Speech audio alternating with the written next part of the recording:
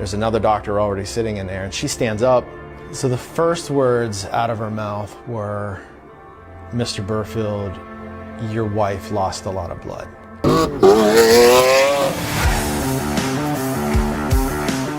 Imagine for a moment that you've just given birth and the doctor tells you that due to the extreme birth trauma, your newborn baby wasn't breathing and needed to be resuscitated. Then the doctor tells you she's been bruised from her neck all the way down to her rib cage, and she has a condition called Toritcollis, and her right arm is 100% paralyzed. What would you do? Who would you turn to for help? In 2007, Nicole gave birth to a baby girl. Most parents would be overjoyed with the birth of a new baby, and actually they were just happy that their baby was alive. The birth trauma was so extreme that Nicole lost tons of blood. This video you're about to see is actually based on a true story. It's their true story. But I want to warn you, you guys better grab a box of Kleenex because you're going to need it. Check this out.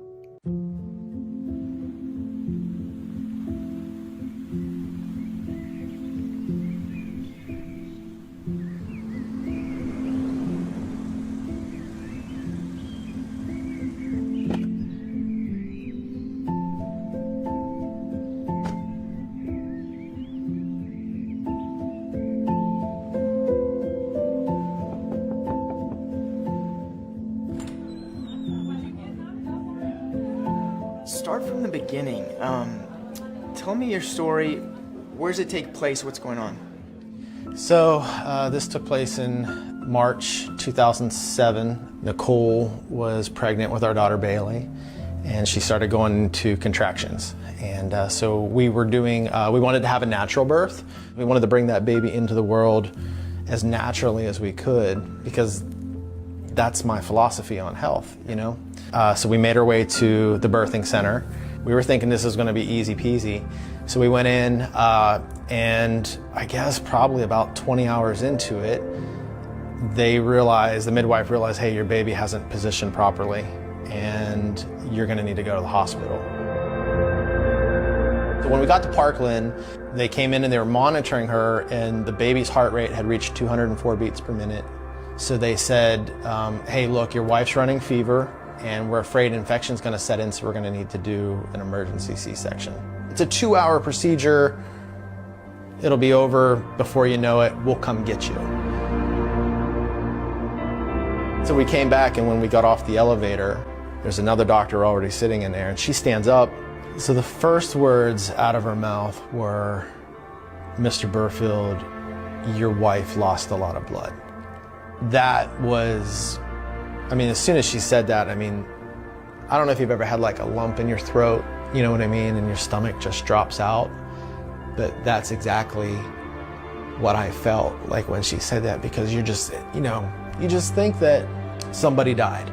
When we took your wife back, we made the first incision, and when she said first incision, my mind started going to, what do you mean first incision? That means there was a second incision, right? So like first incision, she goes, when we made the first incision, we went in to get the baby out, but your baby was so lodged in your wife's pelvis that we couldn't get her out.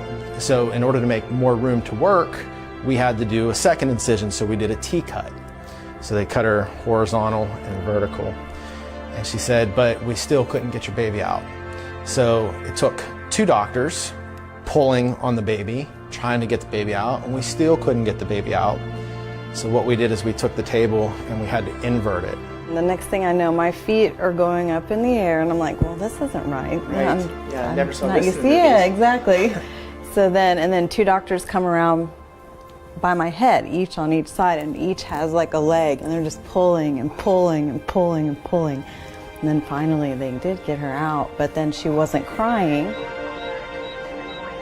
It took almost 2 minutes to resuscitate her, and she's bruised from her neck to her rib cage.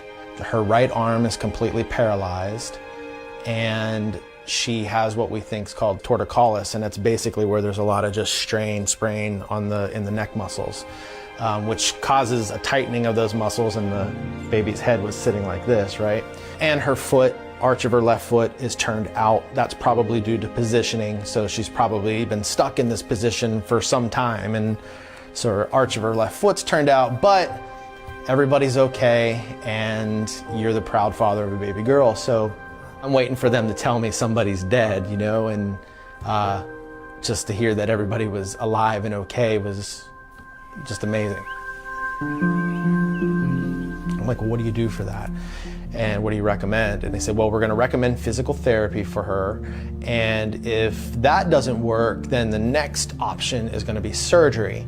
And what we'll end up doing is we'll go in and they'll cut her neck muscles to help straighten out her head. Now, the downside to that is she'll never be able to turn her head to the right. With the paralyzed arm, it was just like, it is what it is. She has a paralyzed arm. And I was just like, that doesn't sound right? Yeah, I'm like, that's not an option. And I'm like, you know, I said, I think we're gonna take her to a chiropractor. And she goes, oh, no, don't do that. She's like, she's too little for that. I've been under regular chiropractic care for 22 years. I used to have headaches and I would get them 4 to 5 days a week from age 14 to age 21 when I got introduced to chiropractic. And my headaches went away once I started getting adjusted, and from that point I just, you know, never had another headache, and I would just use chiropractic as a form of wellness. That was the first thought. I'm like, her arm is paralyzed, like something isn't connecting. It's a perfect way to put it. And I was just like, maybe some damage to the nerves. After that, you know, they put Bailey in the NICU, and my first call is to my chiropractor. And I'm like, hey, I said, you need to get down here. And I told him what had just happened. And I said, her right arm's paralyzed. I don't know what else to do except adjust her. He came down. He didn't have a license to practice in a hospital. So he didn't have hospital privileges, so he could have gotten in trouble for that. We told him he was a family member. He was able to go back into the NICU with me. She's all hooked up to tubes and everything, you know, and IVs and whatnot, and she's just bruised everywhere. He ended up filling her neck and did an adjustment. I mean, it was like he just took his fingers, and he told me that he puts about as much pressure on the spine as like taking like a tomato and like checking for ripeness. You know, you kind of press on it. It's real gentle pressure, and sure enough, that's how he did it. And he left. And about 2 hours later, I'm sitting there watching her, and all of a sudden I see her fingers start doing this. She starts moving her fingers. So I call him back and I'm like, hey, I said, what you did worked. I said, you need to come back down here tomorrow and do the same thing. So he came back down the next day and he adjusted her again. And by the end of that day, her arm was fully functioning, it was moving. But you know, in my mind, sometimes you've got to break the rules, you know, in order to help people save somebody's life.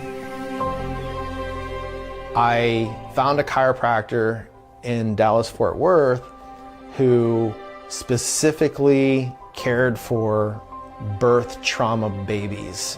We drove Bailey there and started getting her adjusted 3 times a week, and this went on for about initially 6 months.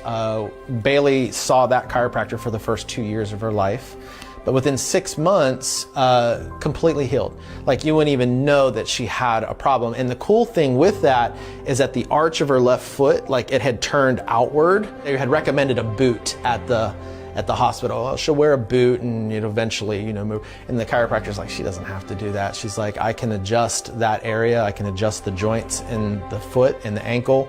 And she's like, it'll resolve on its own. And sure enough, left foot turned out. 6 months later, left foot, arch of the left foot completely turned back in. So, I mean, it was just amazing.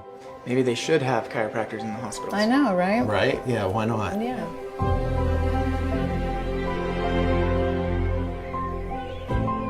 I say, you know, it's a chiropractic miracle, but it's not a miracle. It's science, you know what I mean? Like if your nerves don't work right, your body doesn't work right, it can't function properly. By keeping the spine in good alignment and keeping the nerves free from interference, you give that body its best chance at expressing optimal health. Don't be afraid to speak with a chiropractor, even if they tell you, like they told me, oh, don't take her to the chiropractor. Had I listened to that, she wouldn't be the happy, healthy kid that she is today. Chiropractic saved our daughter's life. She's gonna be 12 this year. She's a self-proclaimed computer geek, you know, loves video games, but more than anything loves to create. I think ultimately in life she wants to be an artist. Who knows how that situation would have turned out? I mean, if she would have had surgery, like I said, they told me she'd never be able to turn her head to the right. What kind of life is that, you know? I don't know if like she would be doing anything that she'd be doing today if she still had that. I think we'd have a completely different Bailey if it wasn't for chiropractic.